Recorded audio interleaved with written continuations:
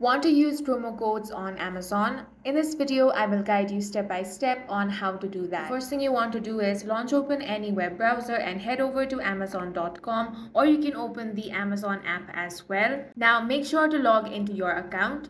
Explore the app or browser and then find the items you want to purchase. Now click on Add to Cart. Once you have added all the items to your cart, click on the cart icon. Here, you want to click on Proceed to checkout.